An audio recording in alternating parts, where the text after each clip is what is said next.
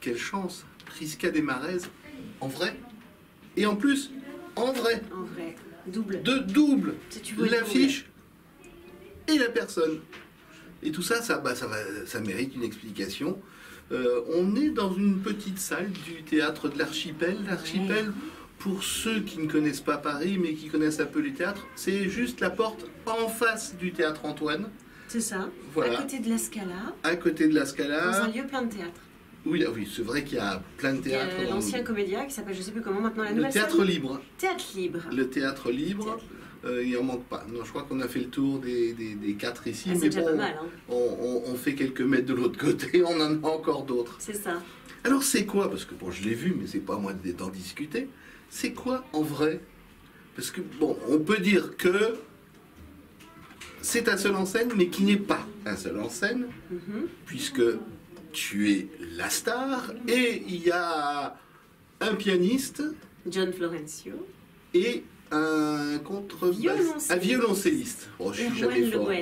Voilà. Ouais. C'est important pour moi de les. Je pouvais pas avoir 2 musiciens qui, comme on dit, me tenaient le crachoir. Ça, c'est pas possible. Donc oui, seul en scène parce que c'est moi qui dirige tout du début à la fin, mais j'avais besoin de leur laisser l'espace pour les mettre en lumière aussi, parce qu'ils sont fantastiques et quand on a 2 talents comme ça autour de soi, on les laisse pas derrière. Il y a des musiciens, mais il y a surtout des chansons et des hommages. Pour moi, c'est des hommages.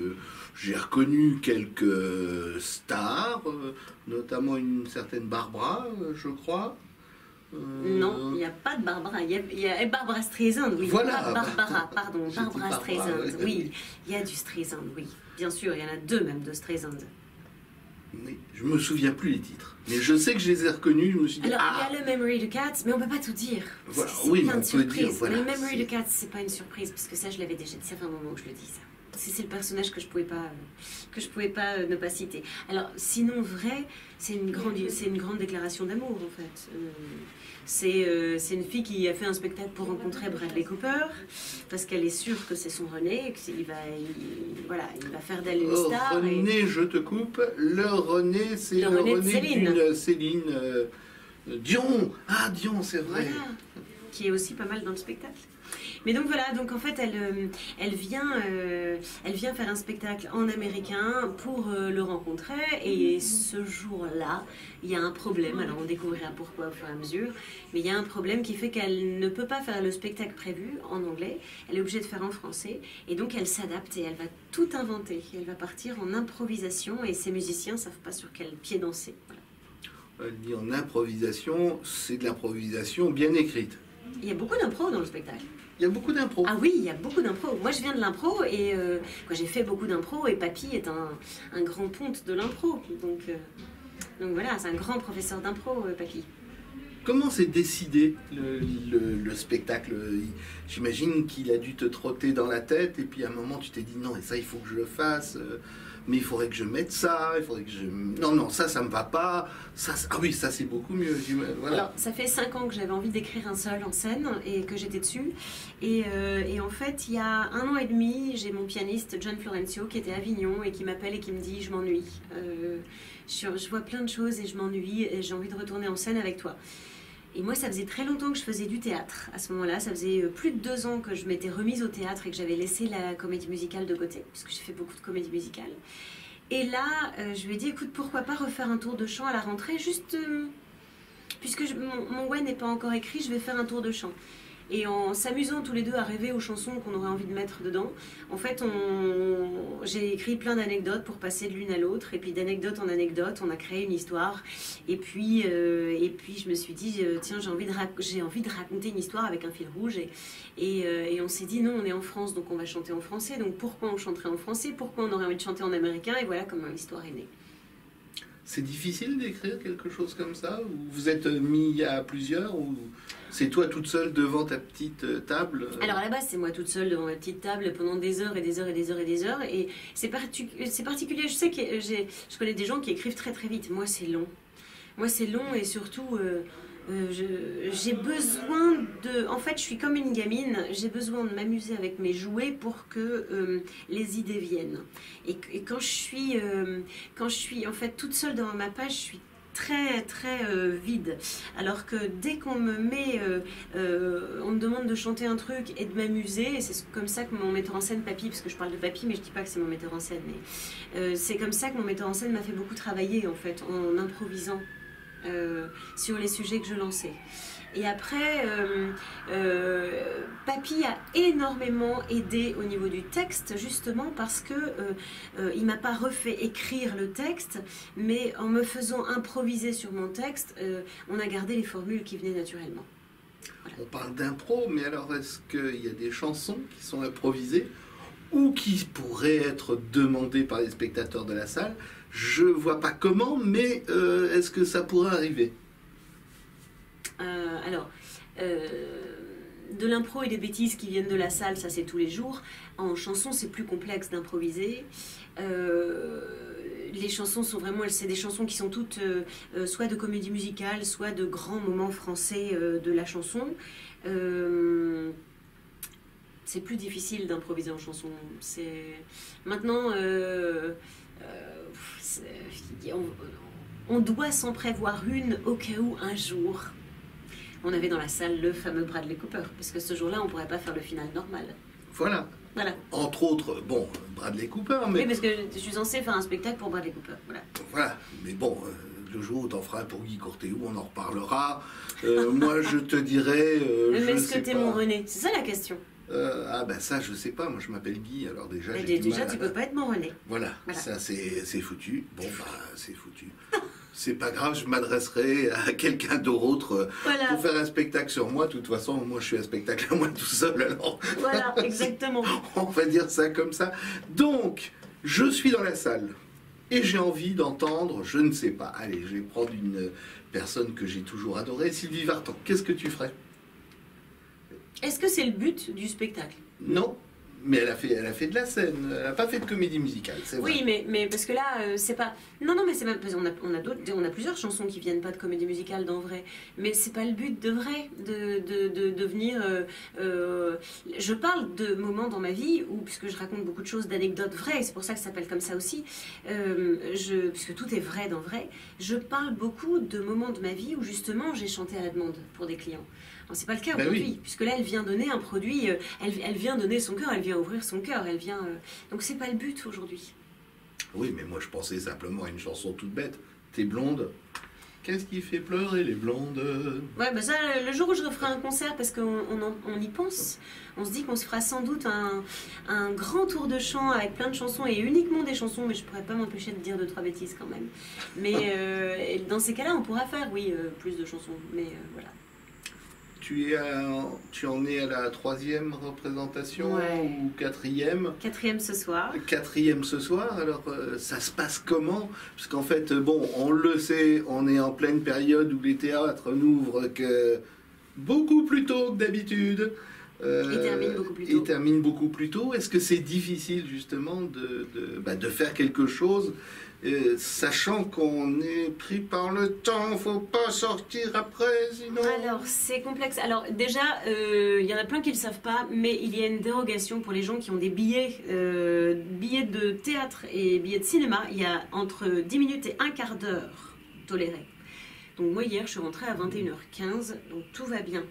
Le problème avec Vrai, c'est qu'on découvre de plus en plus, en fait, c'est un espace beaucoup de liberté, parce que donc il y a beaucoup d'impro. Et le public me nourrit beaucoup, et donc hier ils ont tellement ri et tellement applaudi pendant le spectacle qu'en fait on s'est pris plus de temps. Mais personne n'a regardé sa montre et personne n'est parti avant. Et tout le monde est parti en courant après, mais voilà, j'ai eu plein de messages. C'est un bonheur en fait ce spectacle.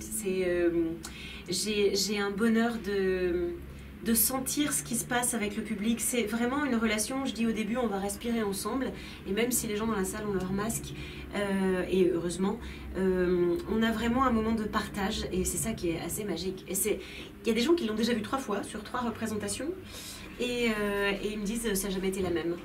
Il y a toujours des choses à voir, puisqu'il y a de l'impro. Oui, ça c'est... ouais. Voilà.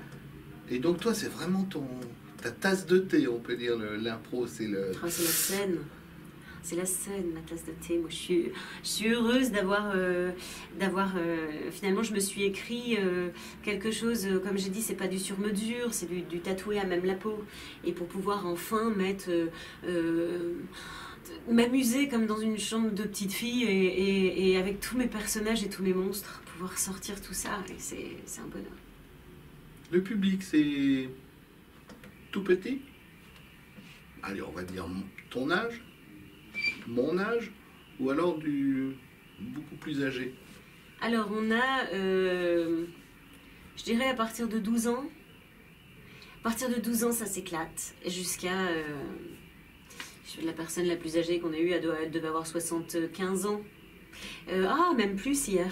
Je sais pas quel âge elle avait, mais sa petite fille m'a dit, d'ailleurs c'était son anniversaire, et sa petite fille m'a dit, ça faisait longtemps que j'avais pas vu ma grand-mère rire autant. Et voilà, donc c'est, je dirais à partir de 12 ans et jusqu'à ce qu'on ait envie de rire. Voilà. Moi, avant c'est peut-être un peu jeune. Je trouve ça vachement bien comme compliment. De De... ne pas avoir vu la grand-mère rire autant depuis longtemps. C'est génial. Ouais. Ah, c'est génial. Mais j'ai que des retours incroyables. J'ai plein de messages après. Alors, j'adore les messages sur ma page Facebook. N'hésitez pas. Mais j'ai plein de messages de merci, ça m'a redonné la pêche. Merci, ça m'a donné envie de me battre. Merci, dans ces temps, ça nous a donné de l'oxygène. Ça fait plaisir.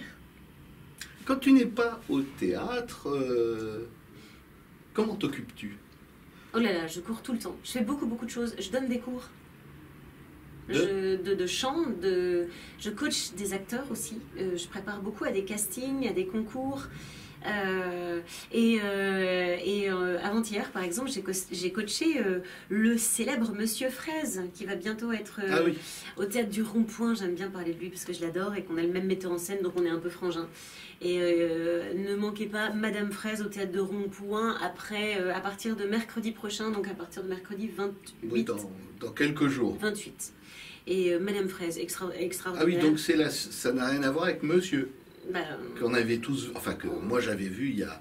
Ouh là là. C'est après Monsieur, Madame. Mais voilà. Il est exceptionnel. Donc voilà, je l'ai coaché vocalement sur ce spectacle. Et j'aime beaucoup coacher sur le rapport à la scène. Comment je vais en scène, comment je suis. J'ai coaché des groupes de rock, j'ai pas mal travaillé comme ça. J'aime beaucoup ça, donc je donne beaucoup de cours. Sinon, je fais pas mal de doublage, parce que j'ai fait la Reine des Neiges il n'y a pas longtemps. Ah bon?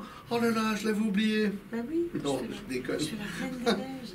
J'ai passé mon été à aller voir des petites filles en vacances pour leur chanter la Reine des Neiges et faire des photos avec elles. Ah, ouais. Donc voilà. Donc oui, je fais du doublage, et puis sinon, bah, c'est... beaucoup de repos et d'hygiène de vie, de calme pour préserver la voix. Et on peut dire, parce que c'est pas un secret, parce que maintenant je l'ai découvert, qu'il y a quelqu'un qui t'accompagne partout. Ouais, j'ai une petite bestiole. Petit cocker anglais. Voilà, on va essayer de la filmer quelques secondes. Elle dort. Je vais... Oui, mais elle ne me verra pas. Oui, d'accord. On peut? Attention, si tu la réveilles. Je fais juste poser la caméra. Voilà. Est-ce qu'on la voit? Oui, tu la vois bien là. Voilà. Cette petite chose-là, elle m'accompagne partout. Et elle est incroyable. Alors, vas-y, va remettre ton truc droit à 4 sagas. Regarde délégué. Voilà. Et ouais, en fait, elle est avec moi en coulisses. Et puis elle est avec moi un peu partout. Je me balade un peu partout avec elle. Elle est super sage, elle m'attend, elle connaît le spectacle par cœur, donc elle sait quand il faut venir me chercher. En haut des escaliers. Bon, de toute façon, si j'ai fait ça, c'est pour dire que moi aussi je veux un chien. Mais il paraît. Petit cocker anglais. C'est pas tout à fait la même couleur, elle est plus... c'est orange et blanc, ça s'appelle. Voilà. Bon ben, vous avez découvert Prisca Desmaraises. En vrai ou vrai? On choisit. En vrai, parce que tout est vrai. Et vrai, VRAIE, parce que je mets pas de masque là sur ce spectacle. J'y vais en toute sincérité sur le fond des tripes. Voilà. Nous, on a pris le masque, on l'a juste enlevé le temps de se parler. Oui. Alors, on rappelle que c'est au Théâtre de l'Archipel. Tous les vendredis, les jeudis et vendredis à 19h, le temps du couvre-feu. Dès qu'on sortira du couvre-feu, on reprendra à 20h, mais pour l'instant, c'est à 19h. Et on vous met dehors à 20h15. Voilà. Donc, vous venez, mais vous savez qu'après 20h15, Allez, on dégage. Voilà. Merci Friska. Merci Guy. À bientôt. À bientôt.